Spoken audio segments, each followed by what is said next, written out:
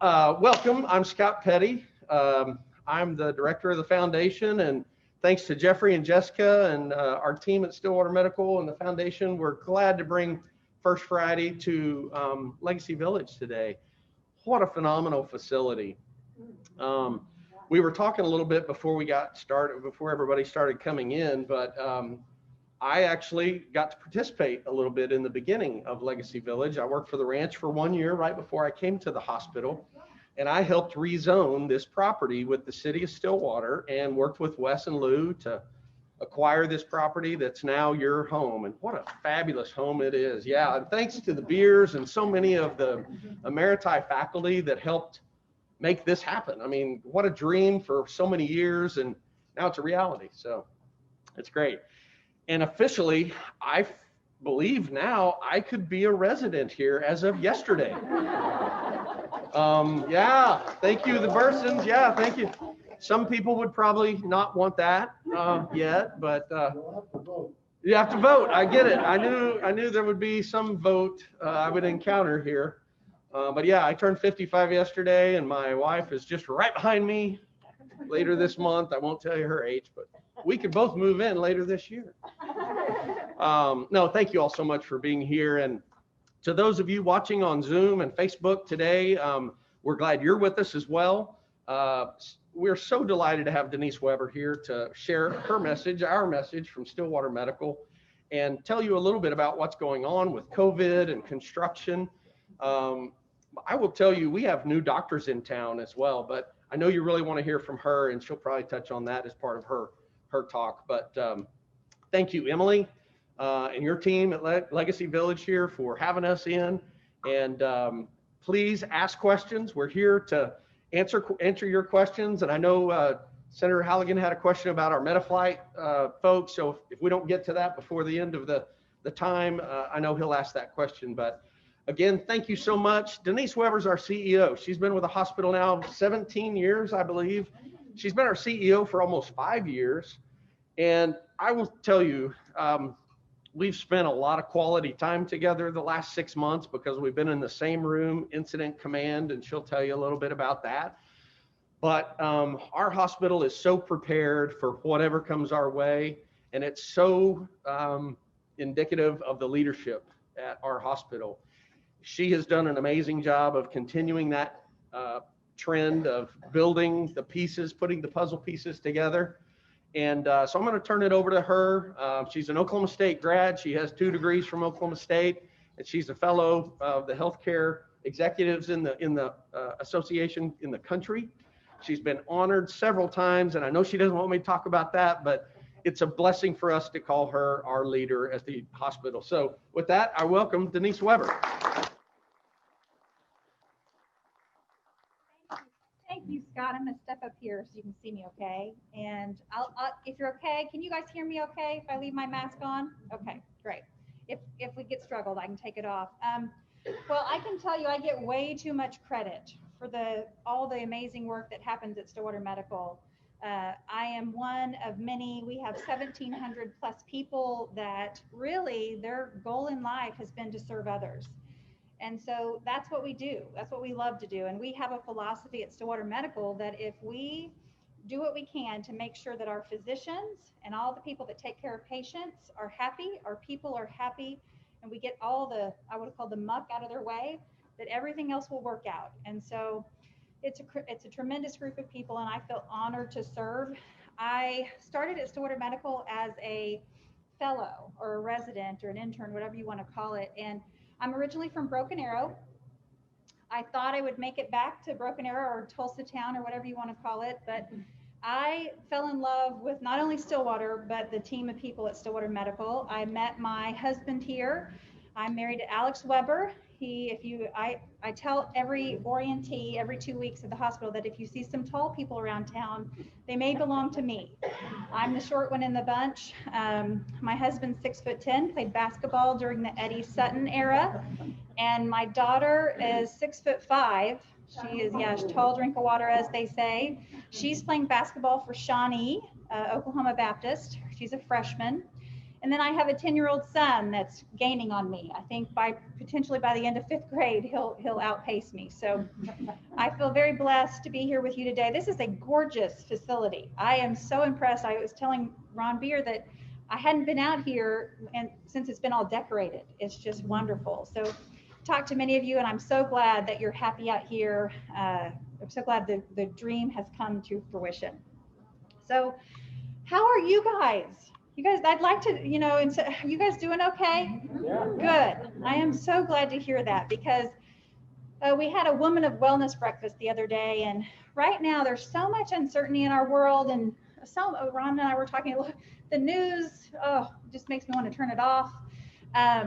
So I hope you all are making sure to take a pulse check of how you're doing, because it's more important than ever to make sure that we're taking care of each other and ourselves. So a little COVID update. We've got 4 in-house, 2 in the ICU, 2 in regular beds, 2 are over 65, 2 are under 65. And we've kind of had, I'd say, an average of 3 throughout this whole pandemic. I've told a couple of you this morning that right now is the first time that I've been highly concerned about where our numbers are in Stillwater and Payne County.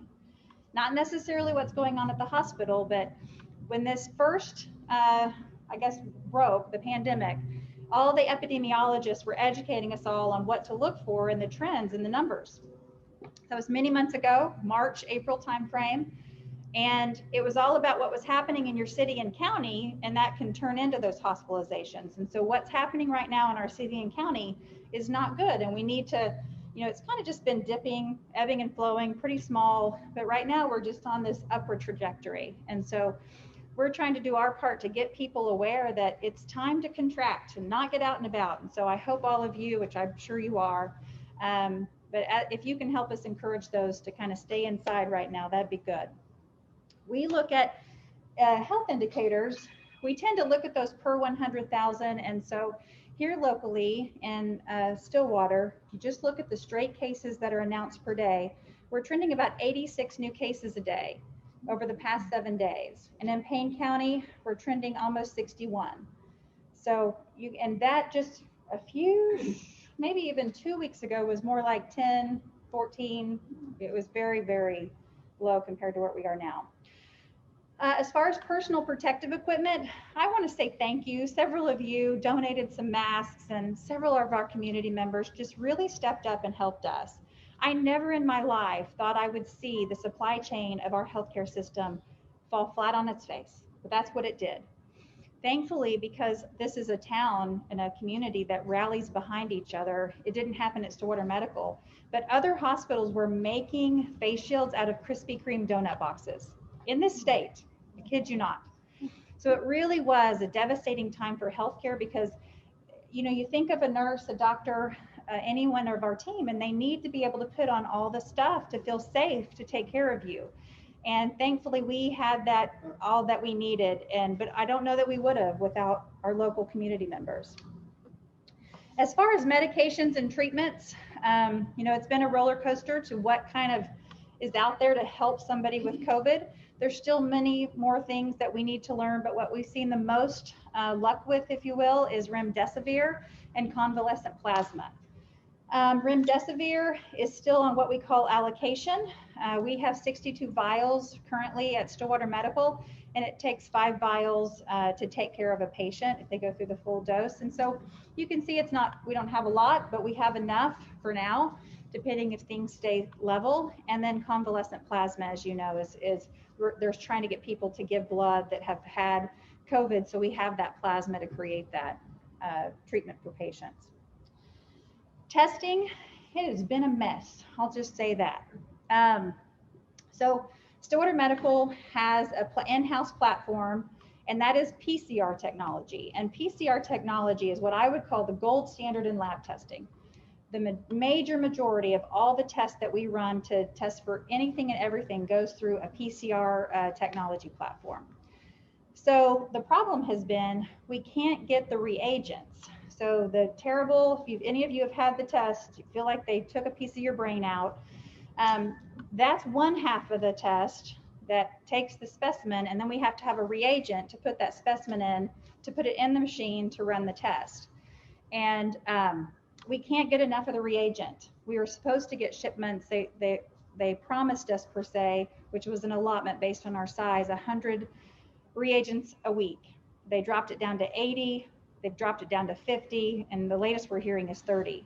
And so our reagents are just dwindling and dwindling. And that we're not alone in that. That's a nationwide problem. That's why we haven't been able to get out there and just kind of mass test. We are planning, we've already purchased it, should it be here next week, a new PCR platform that hopefully reagents will be more available. And it's a quicker test. So the one we have now is a 2-hour, it takes 2 hours to run, and this one takes about less than half an hour to run. Antigen tests. So you've probably seen in the news that antigen tests, which there are other antigen tests other than COVID. And the thing with an antigen test is not that it's bad, it's just not as specific. It's kind of like a pregnancy test. You know, if you're positive with a pregnancy test, the at-home kit, you're going to be probably pregnant. But a lot of people are hoping that they go to the doctor and sometimes think, well, maybe I'm not. But if you're positive with that less specific test, I don't know that we ever get to say, no, you're not pregnant, honestly. But sometimes that at-home test does not say you're positive and you are. So that's why our state's not counting those, is because there's some false negatives to them, usually very little false positives. We have been told that the state is going to add all those antigen tests and move to a different platform than what you see today on their website.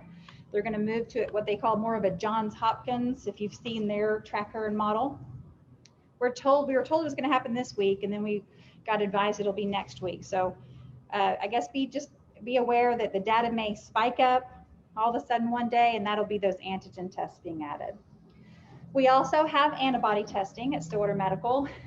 What I'll say there is we really don't know what that means right now. We don't know if you have antibodies, how long they last, if it means that you won't get COVID again.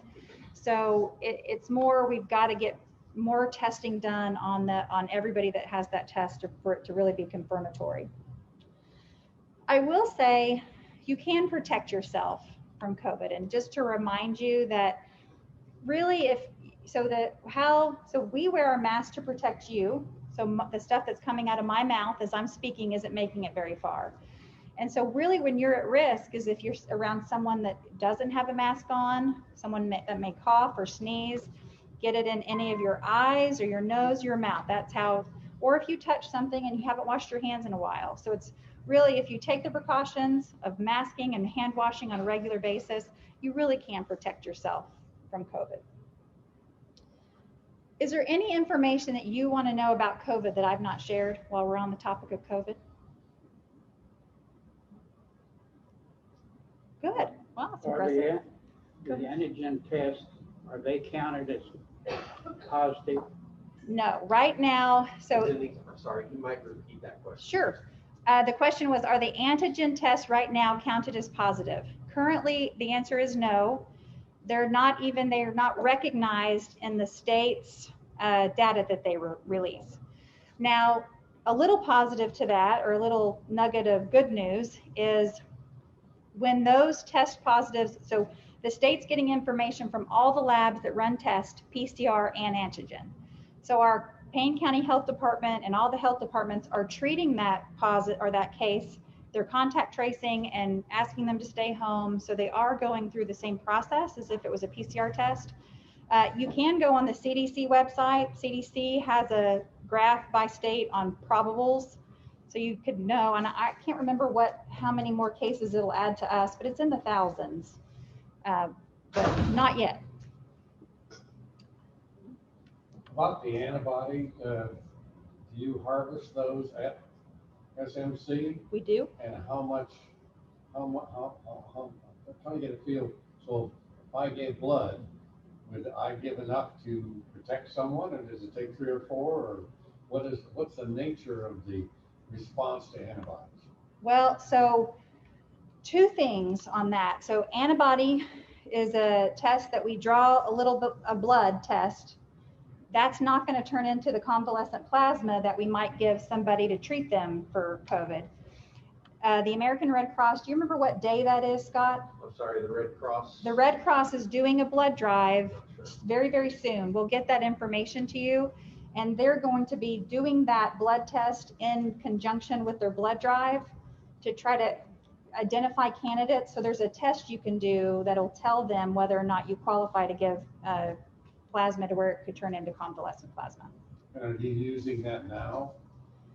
We're doing the antibody testing, but not tying it to the convalescent plasma because that we don't do that piece. We just buy the convalescent plasma and treat patients with it. Does that make sense? Not Yes, necessarily. and how much blood do you have to give enough such that somebody else can recover from it? Have you ever given plasma? I'm giving blood. So it's a different process. I've done it, but it's been so many years. You're there for a while. About an hour, it's a little yeah. over an hour. So I it's a think. little different than giving blood.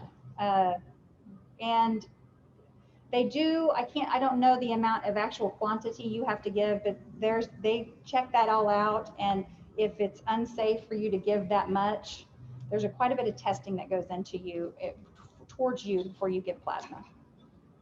Thank you for your patience. And if you're 80 years old, can you still give blood for this purpose? Oh, yeah. Yes, you sure can. Now, not every 80-year-old can, but yes, 80 does not disqualify you. Yes. What are the most common symptoms that you're seeing with your patients? We hear so many symptoms out there. You start to wonder what really is it. So what's the most common thing you see? That's a great question. So I will tell you that has so many of us puzzled in the healthcare world because and here locally, not just hearing it on the news, we've seen everything from just a fever to a loss of sense of taste and smell.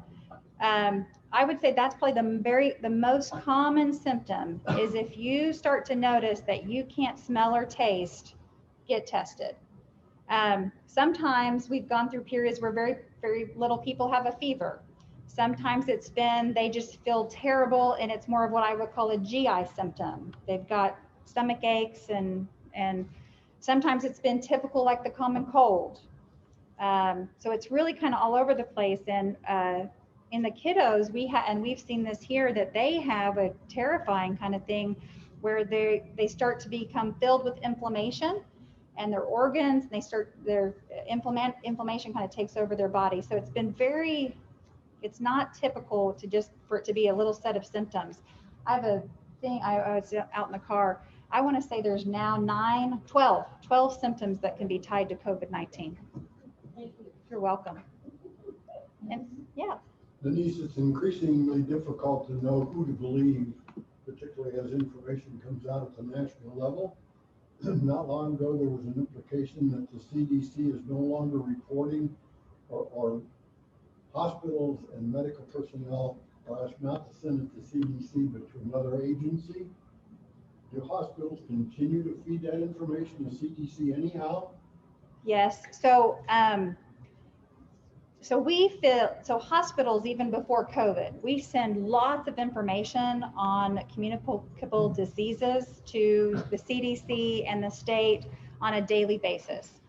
And so what happened, my honest opinion is that was just a political stir, that the database, so we have ample diseases that we submit data on, but never to a pandemic level. And so that the database that we were doing that was never designed for the amount of information that was being pulled from every hospital, because we reported every single day, weekends included, to be able to churn through that. And so they were just trying to come up with a database. And so we've made that transition. And we used to have to report it. This is some good news for the hospitals in America. We used to have to report it to the feds and the state. And now we can report it to the state and they send it to the feds. The other myth that's out there, that while you're on the topic, is the CDC, when they announced that only 6% of the death certificates had COVID. And what that is only 6% of the death certificates out there were linked to only COVID. So COVID tends to, if you get a bad case of it, lead to all sorts of respiratory issues. ARDS is a big one, acute respiratory distress syndrome. And so you can technically die from ARDS, and that would be on your death certificate, but COVID caused the ARDS. And so you've got people out there saying, well, they didn't die from COVID. Well, if you didn't have COVID, you wouldn't have had the ARDS. So that's been kind of misconstrued quite a bit as well. Yeah. What about being close to grandchildren? That's so hard, isn't it? And great. Great, yes. Well, I'll give you my personal. I have not seen my family very often. I'll go back to you can protect yourself. I probably wouldn't get all, unless we call them bubbles at the hospital. If you're really close to a bubble of people and all the bubble understands the risks that are out there and they take all the precautions, your bubble's going to be okay. But it's when you start intermixing bubbles and everybody's not careful that there's a story of a Maine wedding. I don't know if you saw it on the news, but there was pretty much no COVID there and everybody thought it was safe. And it's a 50-person wedding and one person at that wedding had COVID. And it's led to 87 cases, some in a jail, some in nursing homes, a death. And so it unfortunately only takes one. So I advise people stay in your bubble. And technology, I'll tell you, I have an Echo Show and a Amazon screen that I can talk to my family all the time. And I never used it before this. And so it is important to stay connected at the same time. I don't think you should isolate completely, for sure. What else? We have a Facebook question from Carol Jane North. We had about 37 viewers on Facebook, so thank you for that. Is there information about who/types of places people in Stillwater are getting COVID? That's a great question as well. So I was on a call last week with Kelly Rader, who oversees our Payne County Health Department. So that's the people that are doing all the contact tracing for our area. And she said they are really struggling to contact trace. 70 plus, I think she said 77, don't quote me on that exact number, but 70 plus of the cases are in the age of 18 to 35. And her description of those individuals were very social and that they go everywhere. And so they've not been able to say that if we just kind of close this place, it's kind of been all over the place. So I don't know. Yeah.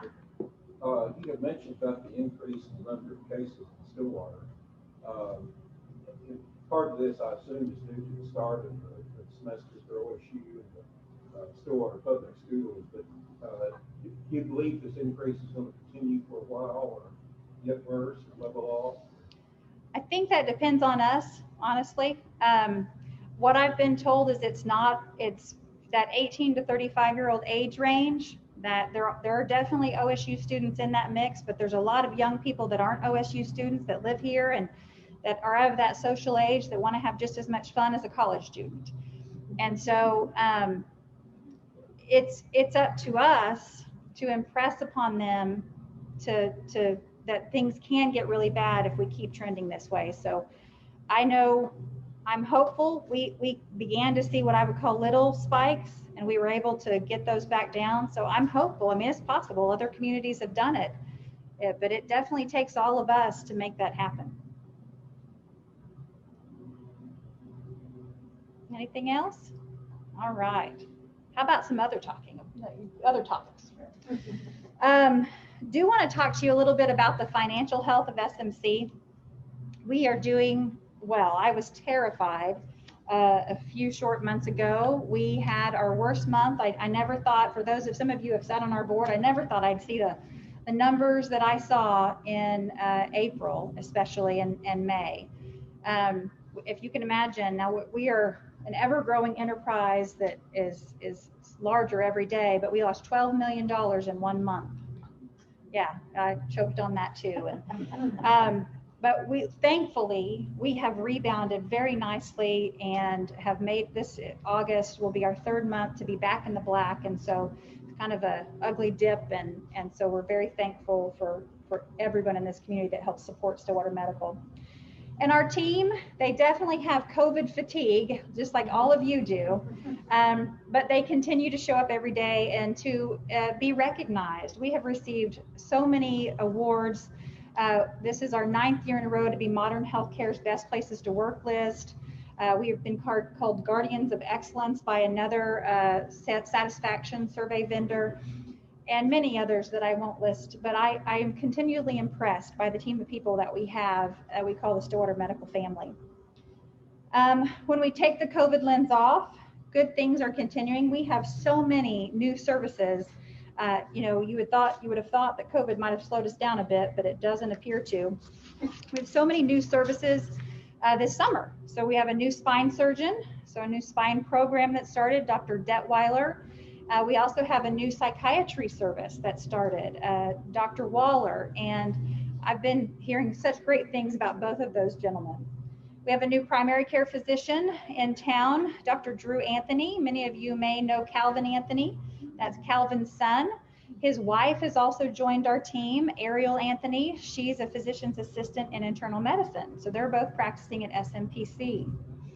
We also have, this is so exciting, we have a new interventional cardiologist. So many of you might know Dr. P, or have heard of Dr. P. This is a counterpart to Dr. P. His name is Dr. Natchi. And so this will bring us to 24/7 interventional cardiology service. So that means if you're having a heart attack and you need that intervention, get you to the cath lab quick. We'll be able to do that 365 days a year, which is incredible. We also have a new OB-GYN, Dr. Reed. So if any of you are looking for women's health, we have a new one coming. And then we have a new pediatrician that Dr. Halligan and I were talking about that bought his old house, Dr. Che Reeder.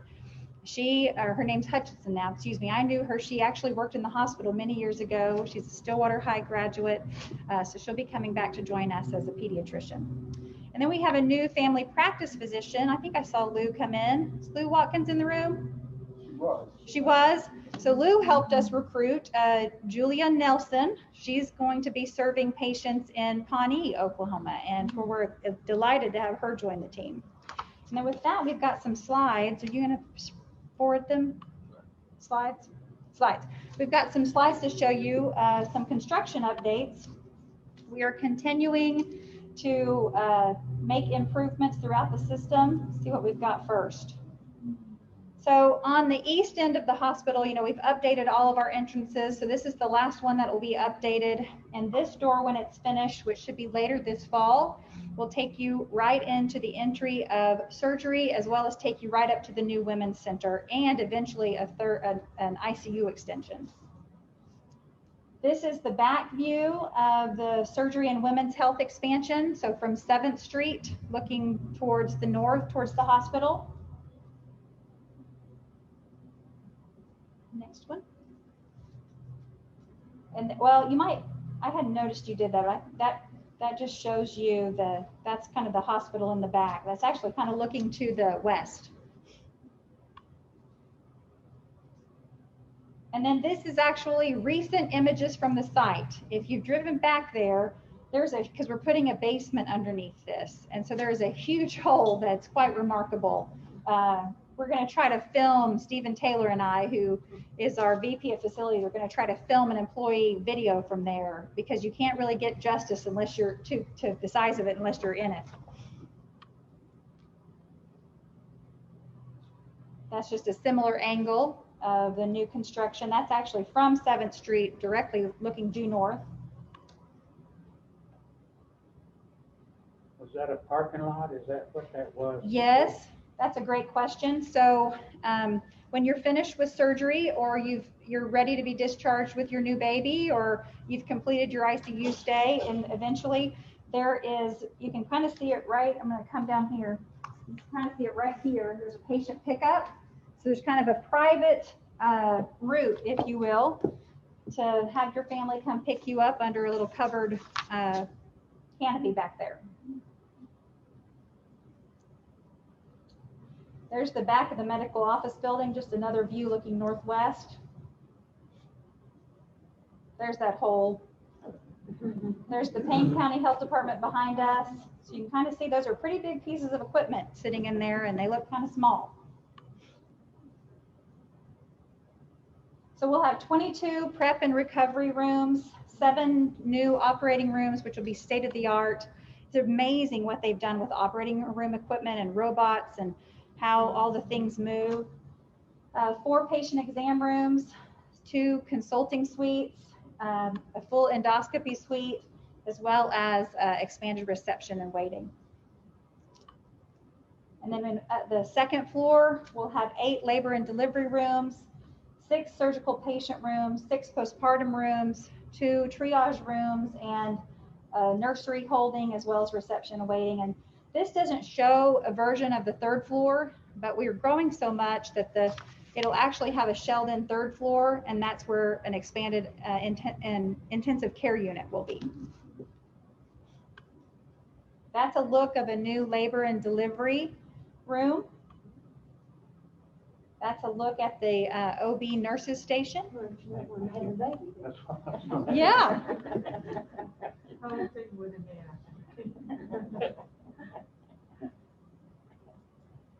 That's the look at the new waiting room. I don't know if any of you have been into the new HVI or the heart and vascular, but the coffee just right there has been a big hit. So we're going to start adding that in all of our waiting rooms. And that's just the ambient sunset look. The architects always like to throw in one of those. So you get any questions about any of the construction? You know, I'll tell you what's kind of what we're planning for on the horizon. Once it takes a whole lot of time to get all this done. So this is probably more of a 5-year look out, but we also have our project out at the surgery center that you may have noticed to do an expansion out there. But we're looking at making the lobby of the hospital kind of a more open air space, more open seating, maybe tying in the corridors, making it to where you can see the elevators from right when you walk in the door. So more of a lobby enhancement, as well as just updating the core of our hospital or where we do our imaging. Eventually, we'll look at the more upgrades to the tower. So we'll just continue to refresh and make sure that the space is new and up to date as we can. Yeah. Denise, I got a letter today from my doctor that said they're moving to the east building on the main campus. Oh yeah, I know who your doctor is based on that letter. So one, that's to make room for that new OB, because he practices where the women's clinic is. So that's why. And he also he's a pretty busy guy. He also serves as our VP of all of our employed physicians. He's their leader. And so we have to keep him close. So he doesn't have to, he is dual duty. So, yeah. We have a question off of Zoom. Yeah. Is SMC currently looking at moving further into Cushing or possibly managing the Cushing Hospital? That's a great question as well. The physicians of Cushing, many of them came to us about, gosh, time flies when you're having fun. I guess that was more like 9 months ago, 10 months ago. Right around the January timeframe, and were unhappy and wanted to seek employment elsewhere. And so we employ several physicians and advanced practice providers in Cushing, and they've been a joy to add to our team. It's been wonderful. And so as we work with them, you may see us, the plans are not completely developed yet, but as needs evolve in Cushing, you may see that of us. We are currently building I'll call it a remodel of the Blackwell Hospital. So that was a very large, I think 4-story facility that really didn't match what the community needed.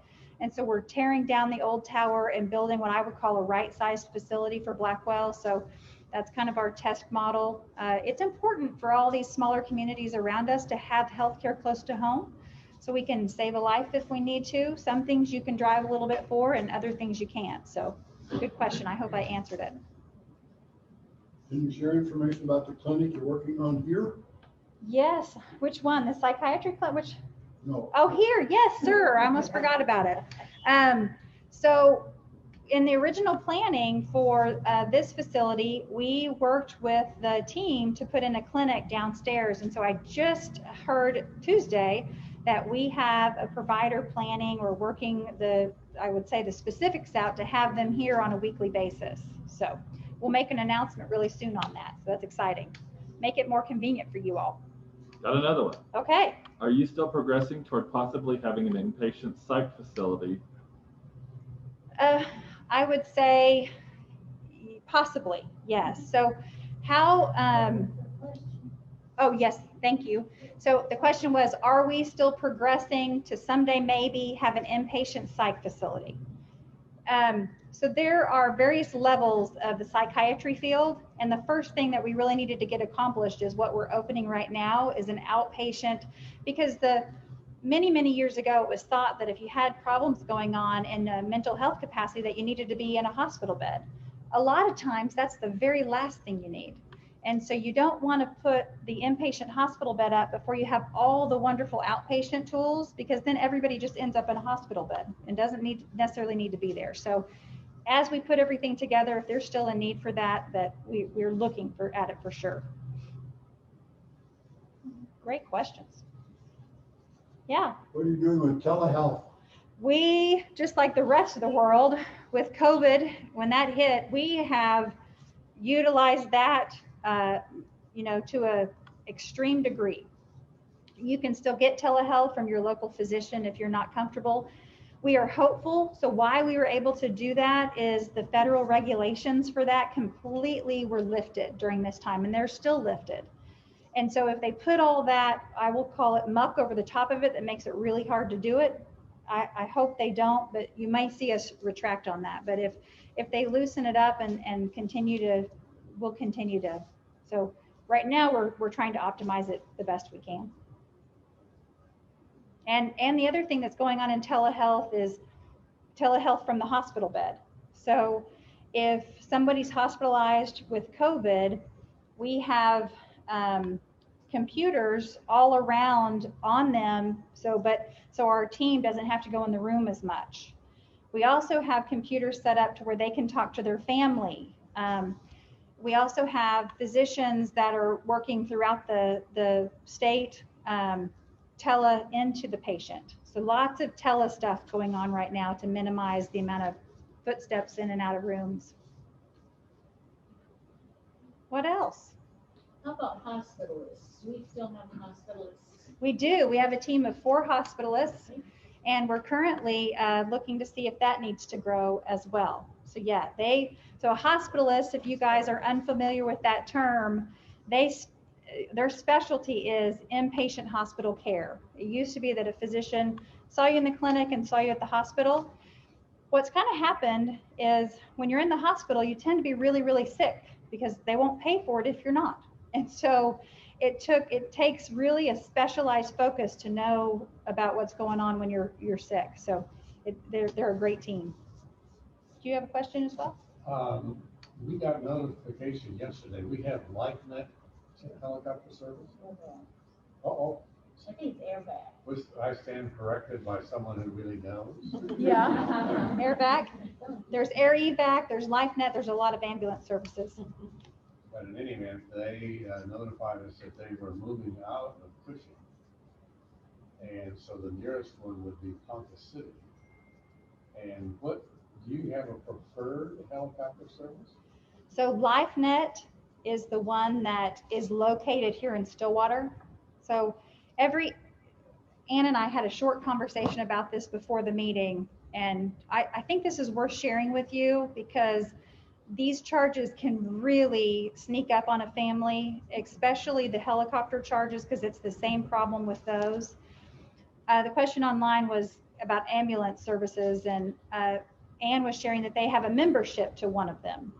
And if you have a membership to one of them, that actually can be a really good investment, but there's a trick to it because it kind of depends on where you have your emergency and which ambulance comes to get you, and if that's the one you have your membership to.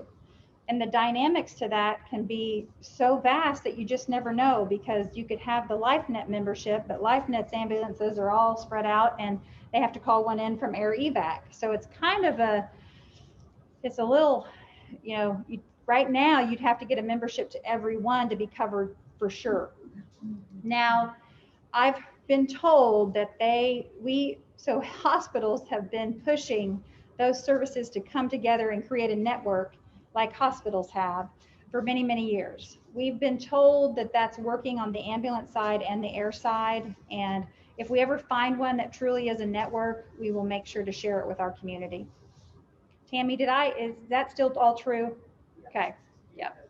Tammy does she leads all of our revenue cycle and billing and does fantastic work. I've got another one. Okay. Do you ever plan in the future to have plastic surgery in Stillwater?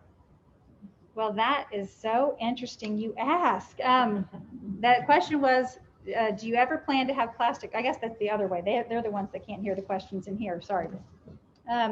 So we are looking, so in our strategic plan for 2020, we are looking at a breast center of excellence. And with that, when someone has breast cancer and they might need to have surgery to repair the breast, that requires a plastic surgeon. And so potentially as a part of doing a breast center of excellence, it is something that we're looking at.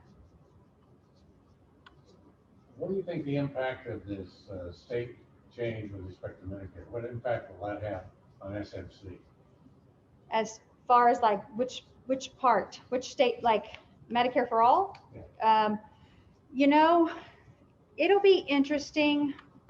This can get us into a conversation that we might all want to have some coffee or stiff drink or whatever your pleasure is. But honestly, this pandemic and what it'll do to our nation, you know, employers pay for health care, Medicare pays for health care, and this is going to cost us, you know, as you all know. This has created so much debt that, you know, I'm definitely looking at it from a strategy viewpoint. I'm sure all my peers are looking at it, that every time I would say there's a blip or a dip or whatever happens with the federal deficit, healthcare payment tends to go through what I would call a major change. It used to be that someone went to the hospital and whatever it was, they got paid 1% of the charges, or it used to be they got paid full charges, and then they got paid 1% of charges.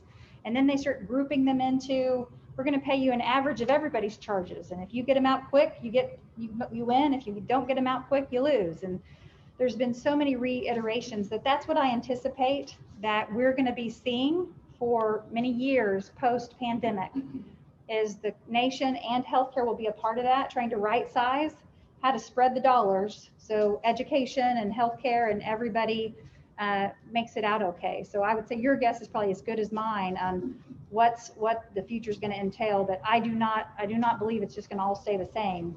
I don't know that it could. So that's kind of my thought on that. Any other questions? Hey, great questions. Thank you guys so much thank you. Appreciate you guys.